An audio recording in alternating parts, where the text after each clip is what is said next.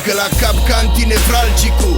Peste tot în lume e tragic ca și cacul atunci când îl combin cu magicul. E marea prăjeală globală și presa centrală îi dă cu vrăjeală totală, legumele luate ca de nuală. Față de restul sunt sceptic față de ce zic vestul.